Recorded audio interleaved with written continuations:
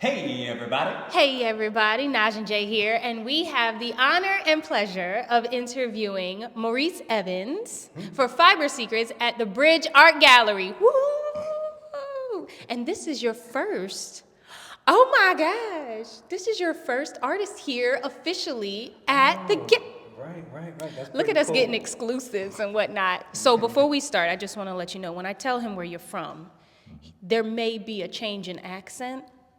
She already gave me a heads up.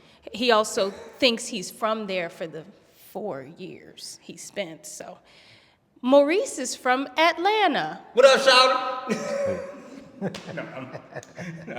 I went to school there for 4 years and thoroughly enjoyed my time. I'm not going to be absurd about it, but So you went to the AU Center? I went to Morehouse. Yeah. So, yeah, that's all. So I wanted to get that out of the way because I knew it was Not gonna be coming. absurd. But yeah. So let's just start. Let's jump right in. Your artwork is phenomenal, and it tells so many stories just from the first look. Tell us when you began. Now I see it says mixed media. What did you start with and when? Oh, wait, you have. What do you mean, what did I start with? What medium of like your art did you paint? Were you a collage artist? Were you Oh, my overall printer? practice? That's what you're asking? I'm mainly a painter, but I do printmaking, I do photography, I do some three-dimensional work, but not much. Okay. So some sculpture, a little bit. Okay, and when did you start? Being an artist? When I was a child, a little kid. Like how old? And what Before was I knew it? what it was. Oh, okay. So, I did the things that kids do. I drew on the walls and on furniture and everything like that. And then my mother, being a school teacher, recognizes, okay, what he likes to do, let's, foster that. So she gives me markers and she gives me typing paper, so I could do whatever I wanted. And so it starts there. Okay. What was the point? I'm sort of jumping ahead, but what was the point when you sort of said to yourself, oh, I'm an artist? You know what I'm saying?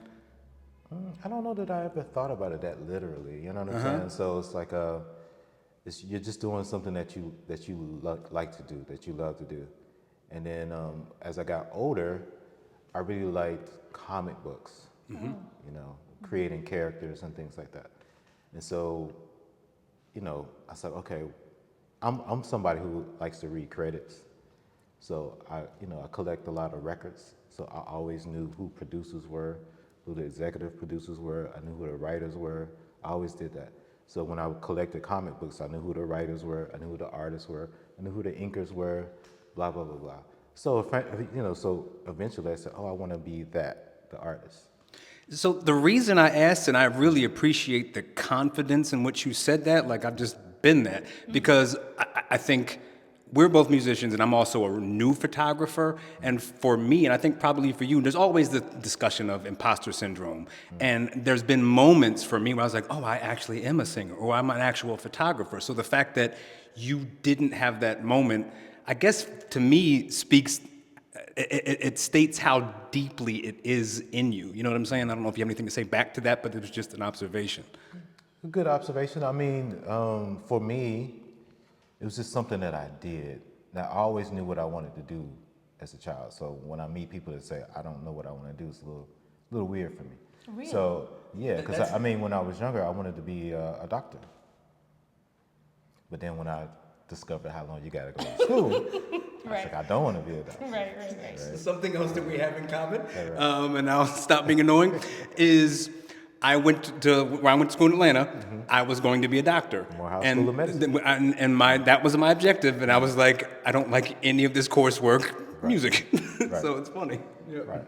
So I grew up around music. So at one point, I'm thinking I'm going to do music. So I was in music real heavy. I still have a little studio in my house where I have my guitars and I have my machines, and my drum machines, and I got my synthesizers. I still do that for fun. Sometimes I do the music for my videos. Oh, I love that. That's cool. So visual art came first, or unless music came with it? Was it all at the same time that you were just like, this is all me? I don't think of it that way. So my father, he was in the military, but he also he was in a gospel group, let's say that, right? And he played drums and he sang, right? Okay. Which I didn't realize back then how special that was to see Very. a drummer sing lead. So I would see it, it was just regular to me. You know, I was the one that helped him pack up his drums and carry his drums to the car.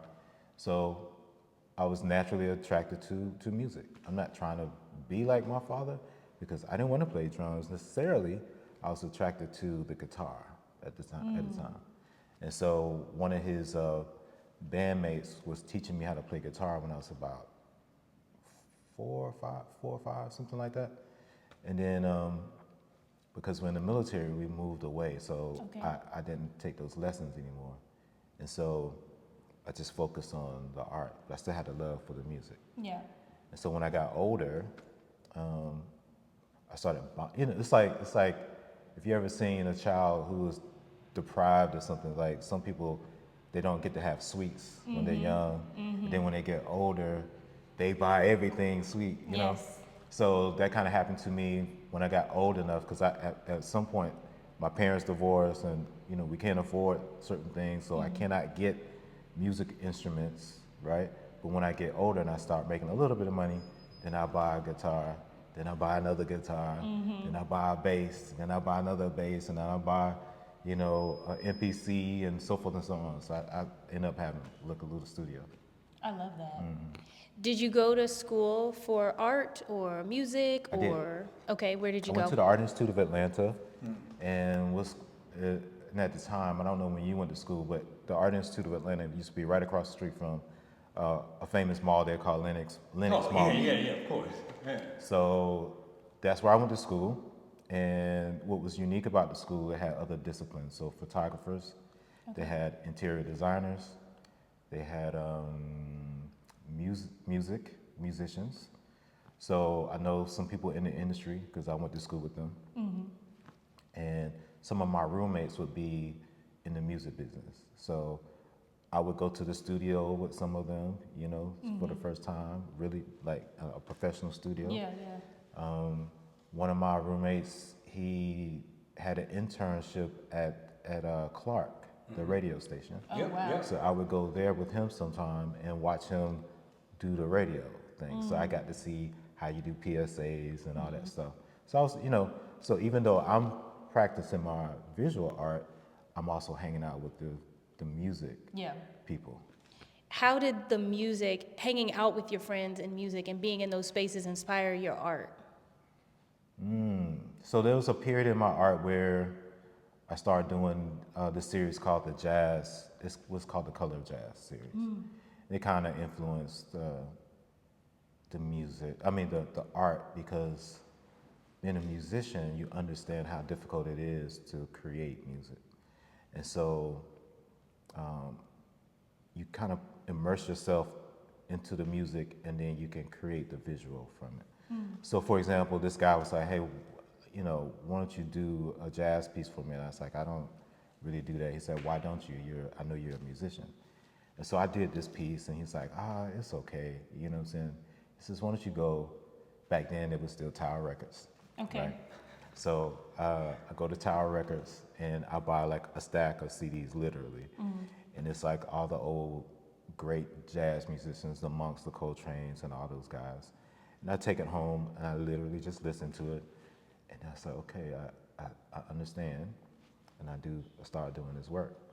And when I took it to him, he's like, that's what I'm talking about. So it's like, okay, so I hit on something.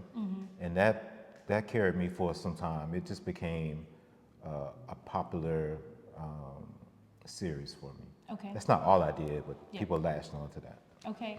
And sorry, Go ahead. how did growing up in Atlanta or being in Atlanta inspire your art? I mean, because for people who have never lived there and don't know, that is like the Black Mecca. For a very long time, it was, you know, the up and coming place where all Black folk could go and be millionaires and billionaires and have land. So for the people who don't know, what was it like being an artist there to see all these beautiful Black people and businesses? So technically, I did not grow up there. So I moved there when I am 17 Okay. to go to school. That's in What year? what year is that? 86. Okay. So that's when I moved there, and I'm coming off of being influenced by people like Maynard Jackson, who really makes Atlanta, right? Because he's the one who paves the way for a lot of the Black, you said millionaires that are there, because he made it where if you got contracts with the city, you had to have a portion of it had to go to certain minorities. Okay, so that was ingrained into the system of Atlanta. So that's why a lot of the Black people got opportunities, because it's part of the rules. Yeah. Right. So so that's how you get a Herman Russell, for example. Right. Herman Russell he's no longer with us, but his legacy is still there. He's one of the great construction builders in the States, you know, this Herman Russell. And he later collects my work, right? Before he passed away, so yeah. Wow. So tell us about the work that you have constructed here today for all of this. Can you tell us about that process and what it all means and give us all the information about that, please? Okay, so the series that you're looking at right now, this is part of what I call the Fiber Secrets. And so it's inspired by indigo. Are we gonna go start talking about blue jeans and whatnot? Okay, so there you go. Okay. Exactly. So people, when they start thinking about blue jeans, they're always thinking about like sometimes as far back as the West, the Cowboys and stuff like that. But this starts way before that, right? So indigo, it's called the indigo fera. It's a plant. It's one of the plants that you can get. And you know, they've been doing this for thousands of years, taking natural things and creating dyes from it. Sometimes they're insects, sometimes they're plants, right? But this is, like I said, it's called the indigo fera, and it produces like this blue dye. So that they have a way of mashing it up and extracting the blue from it, the dye from it. And so anyway, I'm doing some research on that and finding out that it kind of starts in West Africa. Now you'll see all kind of conflicting information online on who really starts it, but you know, everything kind of goes back to Africa. You know what I'm saying? Absolutely. The motherland. Exactly. I mean, literally, just historically, by how people grew out of there and migrated, it's just a fact. So yeah. Right. So anyway, so it kind of starts there. But when I'm doing my research, I discovered that there's probably like 2 or 3 families that really are in control, or the innovators of that indigo. Okay. Right. And so when I kept doing the research, they said that they all had their way of doing their indigo, their secrets formula. So like Coca-Cola has a secret formula. Right. Like Pepsi has their secret formula and so forth and Yes. so on. So now it's like, wow, that's interesting. Why do they have secret formulas? Now it's like, wow, that's kind of, you know, interesting, even metaphorically, right?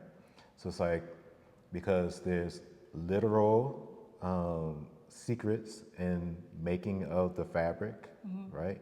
And there is metaphorically secrets in the fabric, right? By incorporating symbols in the fabric. Some of those Like the hair braiding patterns, that kind of a thing, similar. sort of. So there is symbols that are ancient Ghanaian symbols called Adinkra symbols. Yep. Lola Soul does those. Yeah.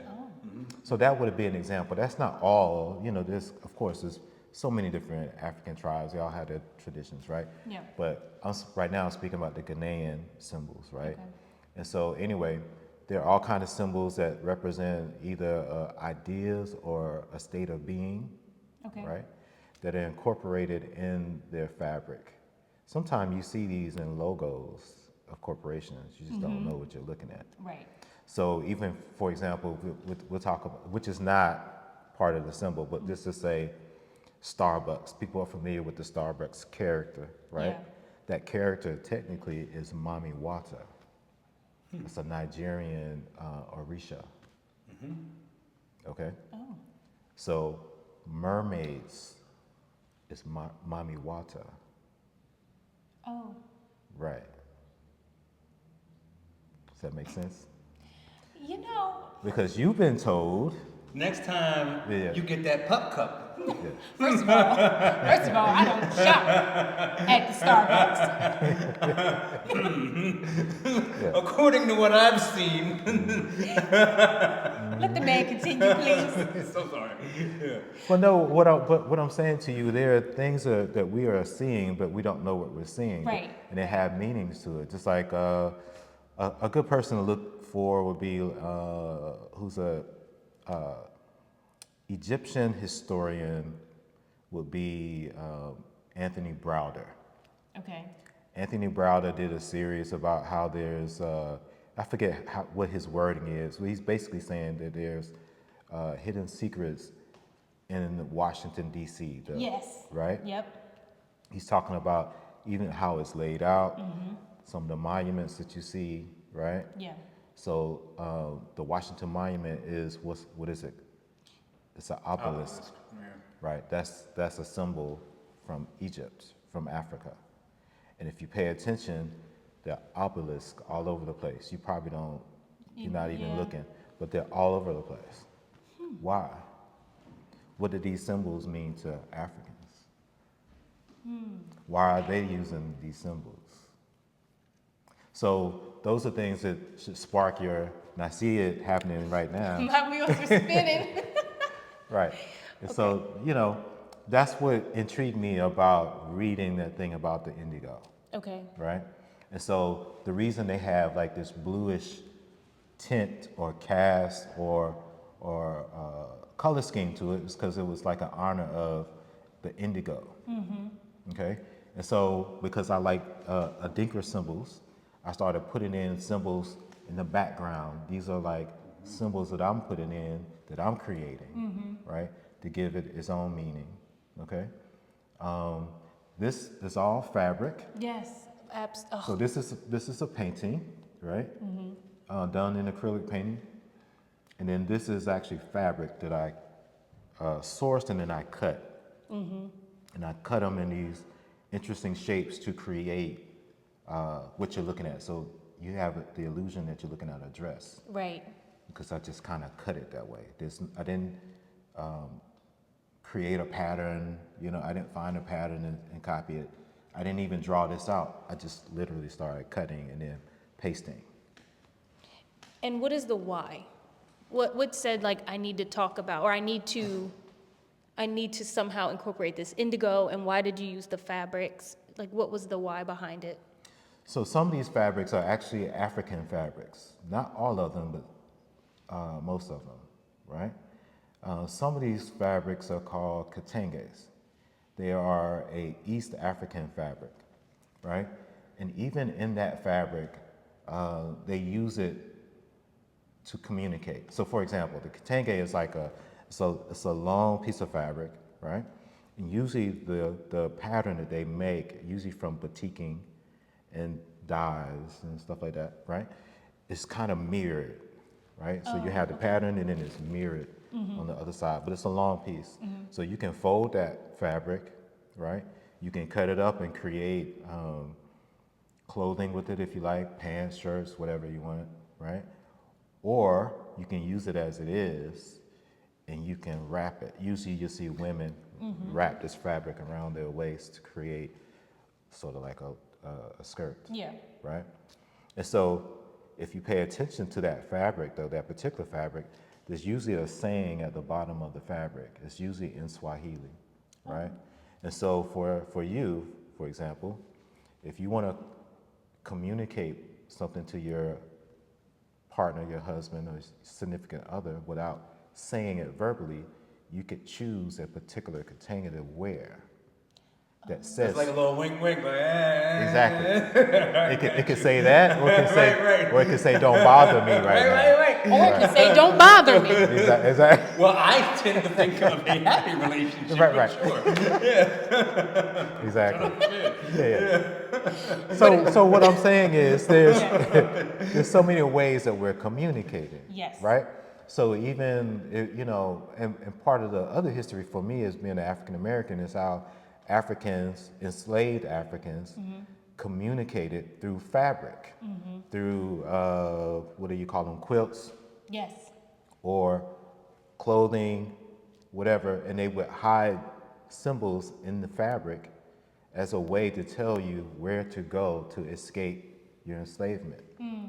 So all of those things are happening, right? So this is my story around the pieces, right? So you're not just looking at a portrait of someone. It's actually a little deeper than that. But you can go as deep as you like. I'm not telling you what you need to get or not get. I'm just doing the work, right? And so sometimes people just kind of get it, because I put some Adinkra symbols in the early pieces, and I had some people come up to me and say, I know what this means. Oh. Right, because they were familiar with the symbols already. Okay. Right, and other people just watched and looked at it and thought, oh, it's a nice pattern. Right, and so that's what I'm saying. So everything that we're communicating is not to be understood by all. It's to understand to be stood by some. Yeah. Right. Yeah. So you also have that element as well. What are you working on now? That's what I'm trying to figure out. So people have been asking me to do a show in Atlanta. I haven't done a show in Atlanta in a long time. I would love to continue to explore these pieces because I don't feel like I've taken them where they can go. How recent are they? I'm sorry. I started doing these a couple of years ago, Okay. during the pandemic. Okay, gotcha. Because you had time to do all that research, child. Right. Exactly. So you just kind of, like, I guess my question is, even if you're in that sort of season for an artist where you're trying to figure it out, that's an entirely different approach to life day to day, right? So, like, how do you spend your time as you're waiting through that period of, no, I'm not quite sure where I want to be and what I should work on? Like, how do you manage that? I still try to create. Yeah. So it may not be, I might not be creating a piece in this series. I might have an idea that I need to get out, and I'll do it maybe on a smaller scale, maybe, right? So I did some smaller pieces for this, what you would call a study. Okay. So those pieces over there, I would call studies for these pieces, right? So these are pieces that are on paper. So these are on 22 by 30 paper, and I did them smaller, just so I can work out my idea. And instead of using fabric, I use paper. Okay. But I was looking for a particular type of paper that had a particular color scheme, like blue. And so I started cutting them up and trying to figure out, do I want it to look literal or do I want it to look, very abstract in the concept. So I was trying to work that out. So that's what I did on paper first. Okay. Then when I was satisfied with what I got on paper, then I went here. And then once you get there, you just kind of take off and your ideas kind of can go wherever you want them to go. What is your favorite piece in the ones in this? There's no favorite piece. He said there's no favorite. They're all his favorite. I mean, when you have someone say, like, I've just always been an artist and I never arrived, it's all, and you see, like, creativity is great. Like, yeah. Is there any? So what no disrespect. I'm not. So what I would say to you, there are different things in each piece that I really, really like. Okay, for this one, what is your favorite thing? I love the way she's looking at us. One, I love the design of her hair. Yeah. I like the piece up there that's going through her hair changes color. You can see it. So it's almost like it's going through. Yeah. I love the abstract feeling that you have here. I like a lot of things about the piece. Now, most of the pieces, I have the position of the head a certain way because I want the viewer to actually kind of look up at the person. Oh. Because you're not going to look down on these people. You're right. That's the point. Yeah. You understand what I'm saying? Yeah. And so that's what I was trying to accomplish with the work. I love that. Yeah. So that's that piece. There's another piece over here with a man here. I love the angleness of his love his jawline. hair. I love his beard. I love how powerful he looks. Yeah. Right? Keep talking. So I like the symbols around his head Yes. as well, right? So you can have your own experience on what you think it is that's going on behind his head. Is it a halo? Is it energy? Is it planets? You don't know. I feel like it's a calling. Okay, well, there you go. Then you having your own experience. So the other one over there, I like her hair, right? I kind of expanded on the idea of Zulu knots, or I'm sorry, Bantu knots, excuse me. When I did have hair, I had decided to do locks at one point in my life, and that's how we started them off as Bantu knots. And I really love the style. And if I had hair now, I'd be wearing it that way. So, sure. So that one right there, I like her hair. I like the symbols in the back. Her clothing is a little bit more literal. It looks like an outfit. It wasn't the plan, but that's kind of how it turned out. I love it. But I like the look in her eye as well. I love her lips. And her lips, there you go. That's Oh probably my my favorite God. part of this particular piece. This piece over here that you're looking at now, I love the abstractness of the outfit. Yeah. I like the look in her eye. You're not sure if she is serious, is she angry, is she upset? You're not sure. She just looks like she's nice, but you maybe not play with her. And I like the symbols on the back of that piece as well. I have to say, I feel like all of their expressions are the looks that you would get if you were in like the court of the ancestors and they were about to give you your judgment. You know, I love their expressions. Just very straightforward. I'm not displeased, but I'm not pleased, and it's up to your interpretation to figure out, are you on the right path or are you not? Do you need to fix something? You know? And it looks like royalty. Thank you. Yeah. That's the point. How do we follow you and stay up to date on everything you're doing? Okay, currently this show is it's at the Bridge Art Gallery. So you can always come here if you're in the area, whether you're in Philadelphia or whether you're in DC or the surrounding area. You can drive. Yeah, you can drive here. You can come see the work. It'll be up for 2 months. Okay, so you can come here. Otherwise, you can find me on Instagram. I am MOESART10.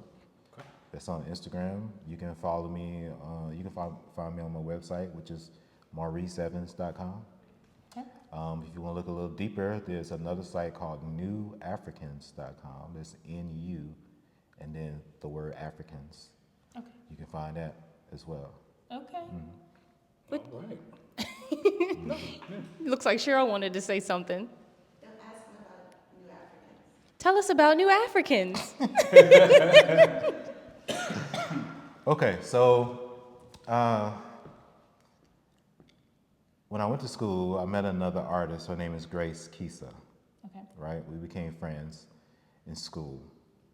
And I knew she was a powerful artist because so back then, if you did a project and you did pretty well and it was really cool, they would put your piece in this glass case in the hallway, right? And they would have it on showcase on certain floors of the school.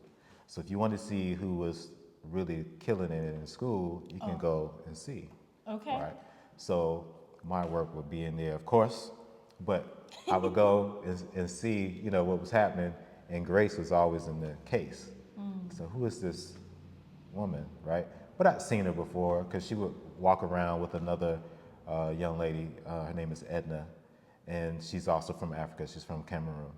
Grace is from Kenya. And so I would see them walk around in school, and I would just call them the two African girls, right?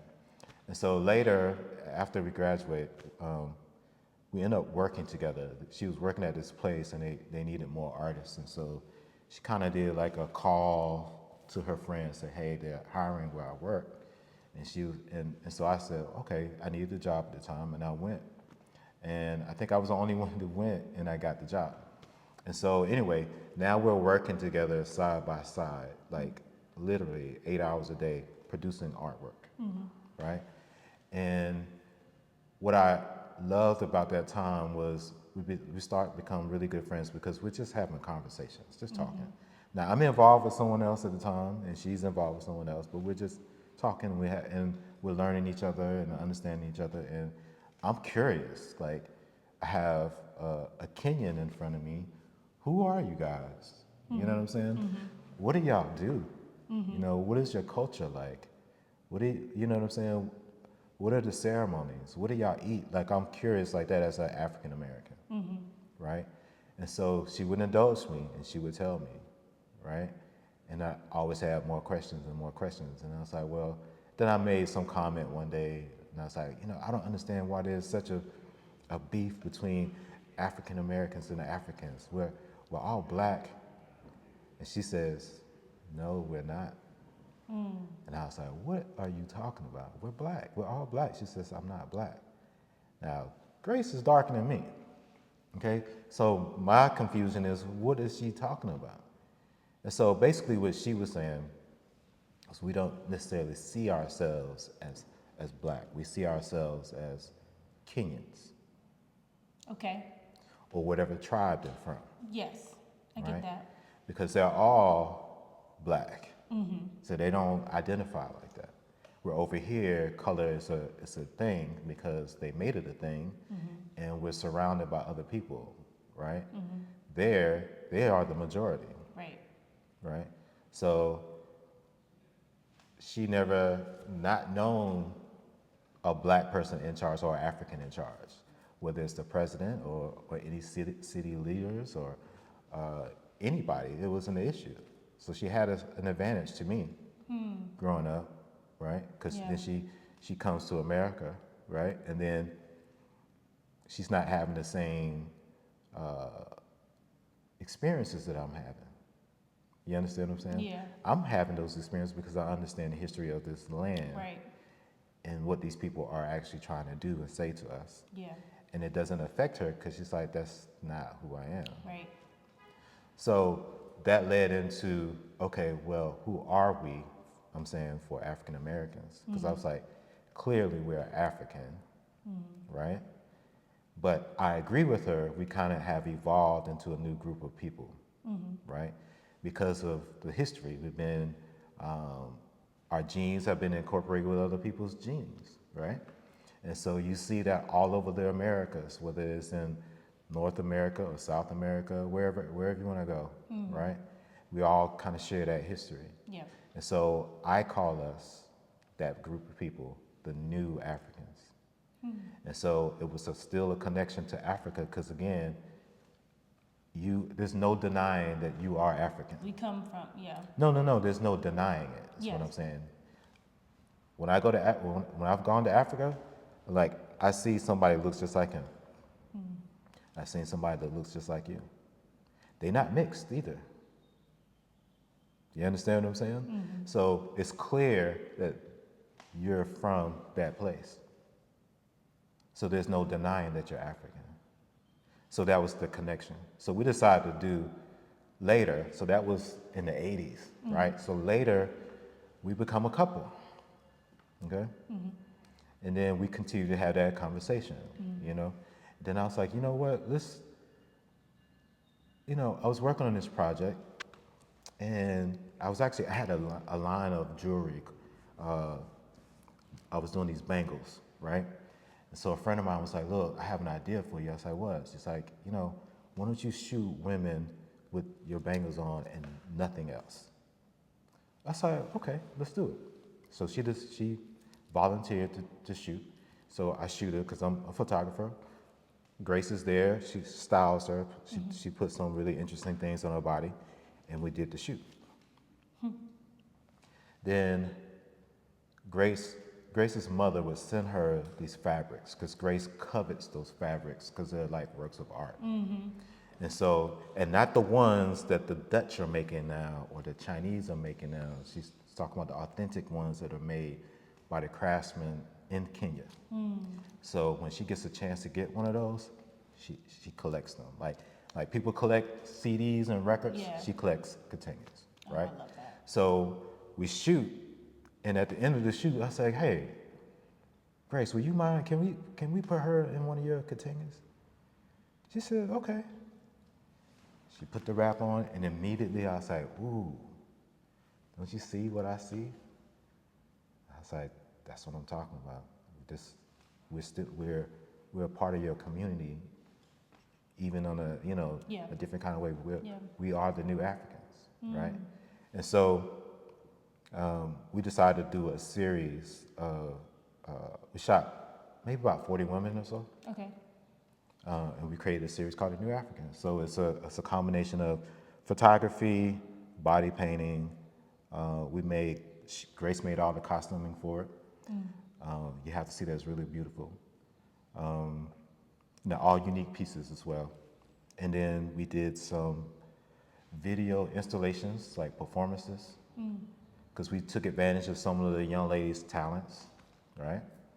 And we had some requirements, like they could not be from Africa. Oh, okay. That was the point. Yeah. But what I also did to prove the point was I snuck in one African. Oh, okay. So when we laid out the pictures, I was like, okay, which one is which? And you're never gonna pick her out. But does it matter? Because it's hard to distinguish us. Yeah. That was another point that I was making. So we did these 40 women. It took us about 10 years to do it because of life, and other obligations. But we wanted to produce a book, but we ended up doing a show first. Okay. And we're still trying to raise the money to do this book. Okay. Yeah. Can we, is that on the website that we can support it? You can email me about it if you're serious, but you can purchase prints from New Africans already. Okay. There's some originals available, and there's some prints available. Okay. I absolutely love that, and I love the conversation around it. Me and Jay have had that conversation many, many times with many different people about the differences and the outlooks and the perceptions, but I love this. So make sure y'all go to newafricansnuafricans.com. Now, Grace's website is gracekisa.com. gracekisa.com. Kisa, like Lisa, but a K. So Okay. GRACEKISA.com. Okay. Well, y'all heard it here. We at the Bridge Art Gallery. How long is it going to be here? 2 months. Till May. Okay, so y'all have The end of- a nice end of May. amount of time right now to get out here and see the art and buy the art. Buy some prints. Yeah, buy some prints and yeah. And when do you leave? I leave tomorrow. So y'all better get here today, okay? You want to meet the artist, absolutely. If you want to meet the artist. Well, thank you right. so much. Well, thank y'all. I appreciate Absolutely y'all. beautiful work. And thank you, Bridge Art Gallery. Peace.